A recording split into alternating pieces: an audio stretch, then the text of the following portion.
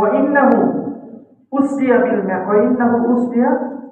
بالمعراج وإنه أوتي من المسجد الحرام। এই যে সিরাজ স্টার্ট করা হয়েছে, যানবাহন আনা হয়েছে, এই যানবাহনে যখন রাসূল উঠলেন, উঠার পরে দেখবেন ঘোড়াতে যদি কেউ প্রথমে ওঠে, ঘোড়া কি দেয়? একটা লাভ দেয় না? তো এই যানবাহনে আল্লাহ রাসূল ওঠার পরে এই যানবাহন একটা লাভ দিয়েছে, ছোটাছুটি করতেছিল। হযরত জিবরিল আমিন বললেন, এই ঘোড়া, তোমাকে সৃষ্টি করার পর থেকে আজ পর্যন্ত তোমার কাঁধের উপরে, তোমার পিঠে যেই মানুষ চলেছেন, পৃথিবীতে এর চেয়ে উত্তম মানব আর উত্তম মানুষ কোনোদিন আর তোমার বুকে চড়ে নাই, আর চলবেও না।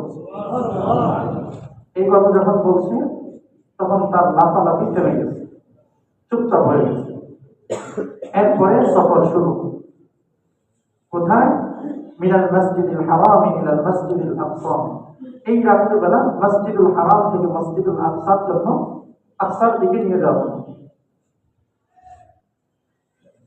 সেখানে আল্লাহ পাক রব্বুল আলামিন কুদরতিভাবে فجمع له الأنبياء عليه الصلاة والسلام هناك فصلى بهم إماما।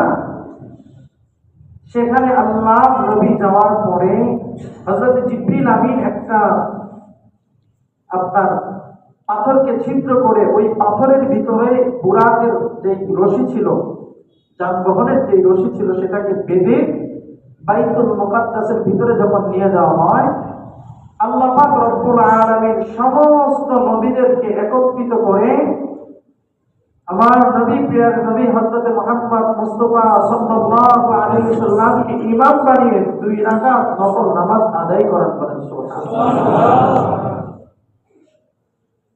উনি কিন্তু কোন সাধারণ নবী না, সমস্ত নবীদের ইমাম ছিলেন, সমস্ত নবীদের ইমাম ছিলেন।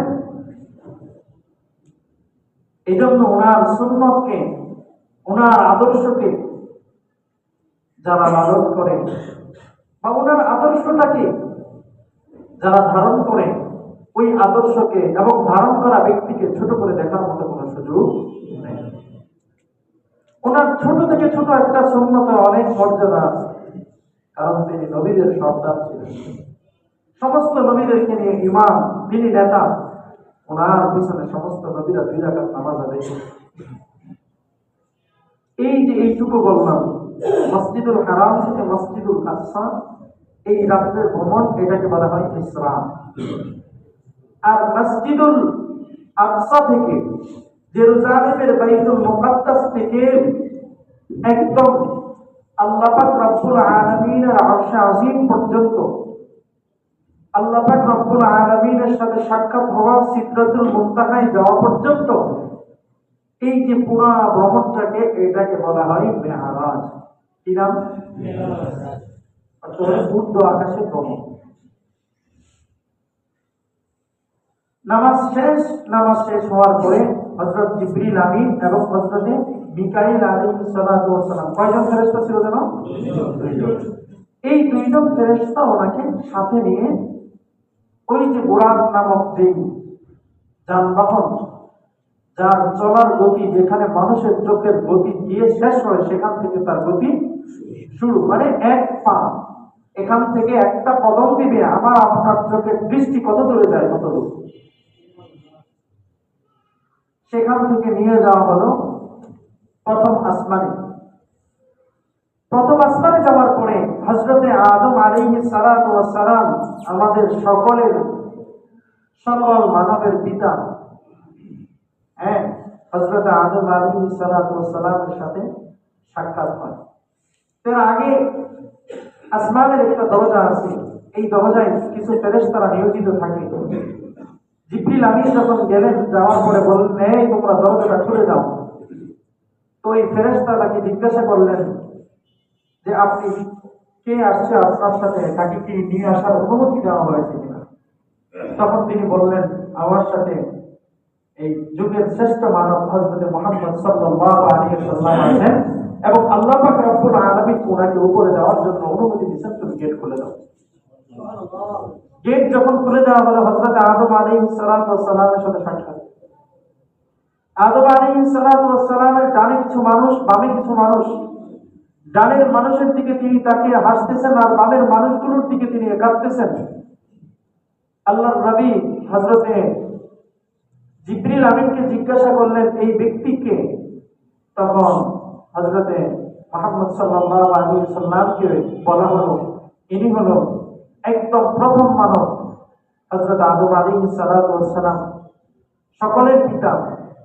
এবং তার ডানে যারা আছে তারা তার জান্নাতি উম্মত, আর বামে যারা আছে তারা তার জাহান্নামী উম্মত। এজন্যই তিনি ডান দিকে তাকায় হাসতেছেন আর বাম দিকে তাকায় কাঁদছেন। এইভাবে প্রথম আসমানের সফর শেষ হওয়ার পরে সেখান থেকে দ্বিতীয় আসমানে হযরতে ঈসা আলাইহিস সালাতু ওয়াস সালাম এবং হযরতে ইয়াহইয়া আলাইহিস সালাতু ওয়াস সালাম, এনারা কিন্তু সম্পর্কে খালাতো ভাই। একদিন বলছিলাম কিন্তু আপনাদেরকে, জাকারিয়া আলাইহিস সালাতু ওয়াস সালামের ঘরে সন্তান হয়, তার নাম কি?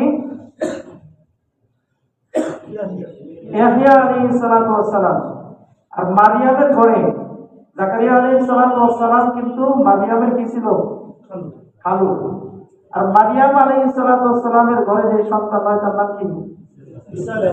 ঈসা আলাইহিস সালাম। এনারা ছিল খালাতো ভাই। কি ছিল? খালাতো ভাই।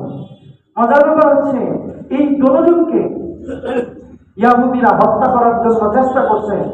ইয়াহইয়া আলাইহিস সালাতু ওয়াস সালামের হত্যা তো তারা করছে, কিন্তু হযরত ঈসা আলাইহিস সালাতু ওয়াস সালামকে হত্যা করার আগে ওনাকে আল্লাহ পাক রব্বুল আলামিন প্রথম আসমানে উঠায় নিয়েছেন। আসমানে উঠায় নিয়েছেন, হত্যা করতে পারেনি। এটাও আমরা বলছি একদিন আলোচনা। তো ওনাদের সাথে সাক্ষাৎ হওয়ার পরে সেখান থেকে তৃতীয় আসমানে হযরত ইউসুফ আলাইহিস সালাতু ওয়াস সালামের সাথে সাক্ষাৎ। সেখানে সেই সাক্ষাৎ পর্ব শেষ হওয়ার পরে সেখান থেকে চতুর্থ আসমানে হযরতে, বলেন কি নাম? ইয়াহইয়া। কি নাম?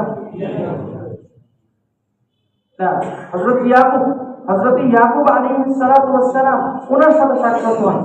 এই পঞ্চম আসমানে গিয়ে সাক্ষাৎ হয় হযরতে মুসা আলাইহিস সালাতু ওয়াস সালাম।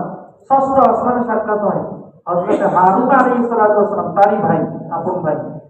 সপ্তম আসমানে গিয়ে সাক্ষাৎ হয় হযরতে ইব্রাহিম আলাইহিস সালাতু ওয়াস সালাম।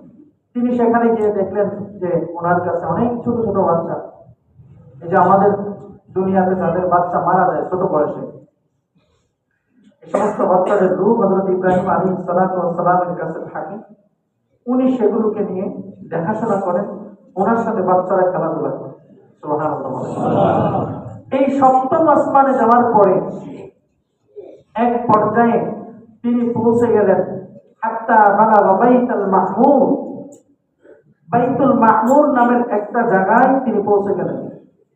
দেখেন, দুনিয়াতে মুসলমানদের ইবাদত করার জন্য যেমন মক্কা, তাওয়াফ করার জন্য যেমন মক্কা আছে, মক্কাতুল মুকাররমা যেই ঘর বাইতুল্লাহ আছে, ঠিক এই বাইতুল্লাহর সোজা উপরে ফেরেশতাদের তাওয়াফ করার জন্য, ফেরেশতাদের ইবাদতের জন্য বাইতুল মামুর নামক একটা জায়গা আছে। সুবহানাল্লাহ। এই বাইতুল মামুর নামক জায়গা যাওয়ার পরে তিনি দেখতে পাইলেন যে প্রতিদিন 70,000 এমন ফেরেশতা সেখানে প্রবেশ করেন, যেই 70,000 ফেরেশতা ইতিপূর্বে আর আগে কোনোদিন আসে নাই, সামনেও কোনোদিন আসবে না। চিল্লাবেন আল্লাহু আকবার। কেন? এর দ্বারা কি বোঝা যায় যে ফেরেশতাদের সংখ্যা আল্লাহ পাক কত সৃষ্টি করে রাখছে। প্রতিদিন 70,000 ঢুকতেছে, ইবাদত করতেছে, এই 70,000 বের হয়ে যাইতেছে। আর এরা কোনোদিন আর আসবেও না, পূর্বে আর কোনোদিন আসেও নাই, সামনেও আসবে না। আবার পরের দিন নতুন 70,000 ফেরেশতা ঢুকতেছে।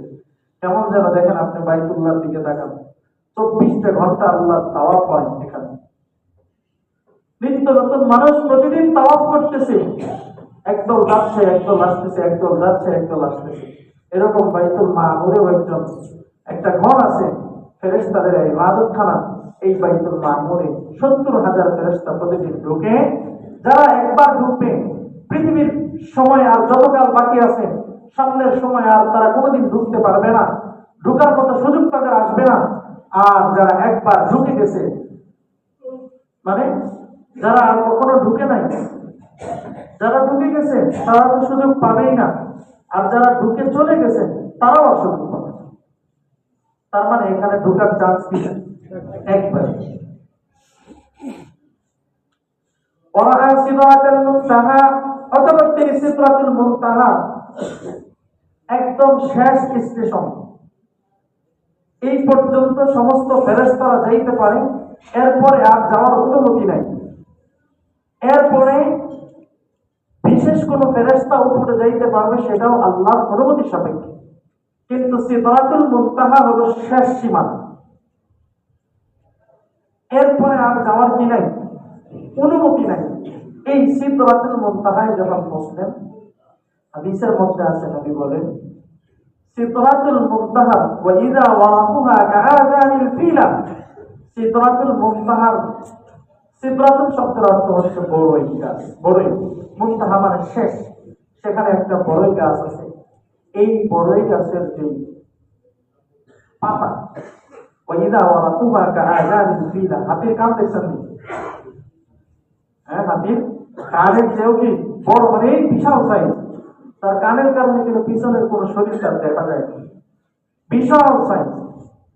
আর ওয়াইদা সামারুহা কাবিলালি হাজার, আর তার যে ফল হবে, মানে বড়য়ের যে পরিমাণ, আপনারা গ্রামে যারা ছিলেন বা পূর্বের যারা মানুষ আছেন, মুরব্বী যারা আছেন, তারা বলতে পারবেন, ধান রাখার জন্য, চাল রাখার জন্য গ্রামে বিশাল বড় বড় কি পাওয়া যায়? হ্যাঁ, গোলা না, মটকা বলে আর কি। মাটি বিশাল বড়, এরকম মুখটা এরকম থাকে, বিশাল পেট, হ্যাঁ, অনেক ধান চালা। এই একটা ফল হবে এরকম মটকার মতো। এখন প্রশ্ন হইতে পারে, হাই হাই, আমরা মানুষ হইলাম 3.5 হাত, মুখ হইল মাত্র 2-3 ইঞ্চি, এই বিশাল বড় মটকার ফল কিভাবে খাবো? প্রশ্ন হইতে পারে। যারা জান্নাতে যাবে তাদের দেহের উচ্চতা লম্বা হবে 60 হাত, 6 হাত। এখন যদি আপনার মুখ যদি এতটুকু হয়, 3.5 হাত মানুষের মুখ যদি এতটুকু হয়, 60 হাত মানুষের ওই মটকার মতো বড়ই যদি না হয়, যদি দুনিয়ার বড়ই হয়, তো টেরই পাবে না যে তার মুখ দিয়ে কোনো কিছু গিয়েছে, টের পাবে? বিশাল বড় মুখ, সেখানে একটা বড়ের টুকরা তো বোঝাই যাবে না, একটা বড়ই তো বোঝাই যাবে না। এই জন্য আল্লাহ পাক রব্বুল আলামিন এত বড় বড়ই সৃষ্টি করছেন একটা মটকার মতো। খাইতে পারবেন যারা জান্নাতে যাবেন। আল্লাহ আপনি আমাদের সকলকে জান্নাতের জন্য কবুল করেন। এই যে কাফিলারে হাজার, এরপরে দেখেন হাত্তা সামিআ, এখানে তো শেষ, বিশেষ অনুমতি তো তিনি উপরে গেলেন। উপরে যাওয়ার পরে আমাদের ভাগ্যে তকদিরে যা হচ্ছে, আল্লাহ পাক কলমকে বলছেন তুমি লেখো। কলম বলছে, ইয়া আল্লাহ আমি কি লিখবো? বলছে তুমি আগে যা হয়েছে, পরে যা হবে, পিছনে যা আছে, সামনে যা আছে, সব তুমি লেখো। এমনকি আল্লাহর আদেশ যে ফেরেশতারা লিখে, হাত্তা সামিআ শরীফা কিতাবাতি আতনাবিল মাকাদির, লেখার দ্রুত লেখলে কলমের যে খসখস আওয়াজ হয়, নবী বলেন আমি শেষ পর্যন্ত ওই আওয়াজটাও শুনতে পেয়েছি। বলেন সুবহানাল্লাহ। এরপরে একটা বিশেষ ঘর জান্নাতে দেখানো হয়েছে। নবী ঘর দেখার পরে বলছেন আমাকে এই ঘরে প্রবেশের অনুমতি দেন। তখন সেখানে